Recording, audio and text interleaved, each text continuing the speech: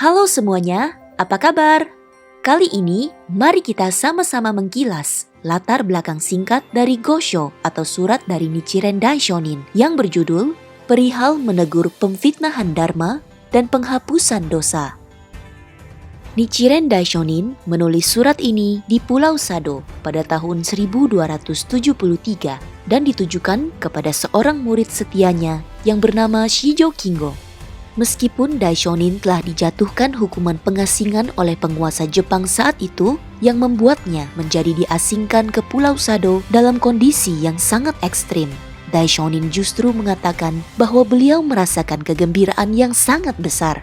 Kearifan dan suasana jiwa Daishonin yang demikian kuat sungguh patut menjadi teladan bagi kita semua. Daishonin menjelaskan bahwa hukuman pengasingan ini bisa terjadi karena beliau telah menegur kesalahan orang-orang di negara Jepang yang telah memfitnah ajaran Sang Buddha. Terlebih lagi, Daishonin menjelaskan bahwa karena beliau telah menghadapi rintangan yang besar demi membela hukum Dharma, maka beliau pasti akan bisa melenyapkan karma-karma buruknya yang terakumulasi sejak masa lampau. Inilah prinsip dari menegur pemfitnahan Dharma dan menghapus dosa yang dimaksud dalam judul Gosho kali ini. Belajar dari hal ini, jika kita menghadapi kesulitan besar yang muncul karena kita memperjuangkan Dharma, maka janganlah takut ataupun ragu. Dalam kata lain, menjalani hidup demi Kosen Rufu pasti akan memampukan kita untuk menghapus berbagai karma buruk yang kita miliki sejak masa lampau.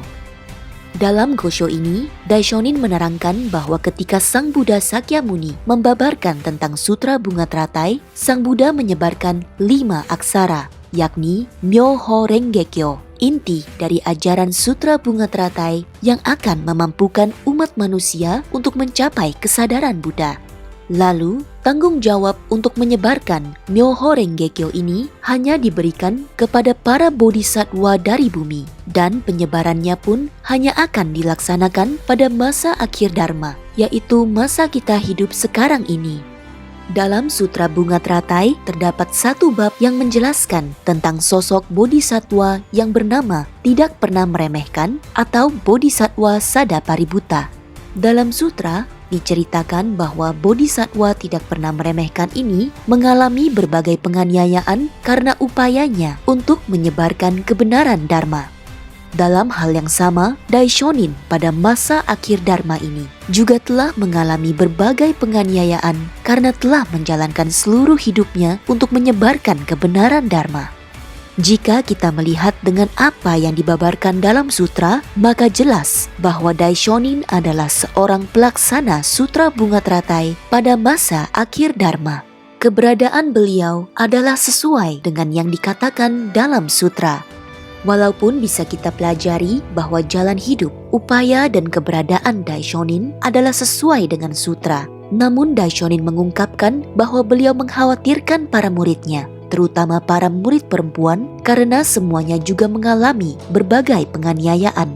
Daishonin juga mengkhawatirkan apakah mereka akan menyesal menjadi muridnya.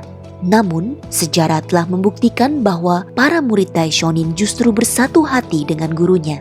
Mereka tetap berpegang teguh dengan kepercayaannya pada Sutra Bunga Teratai ini.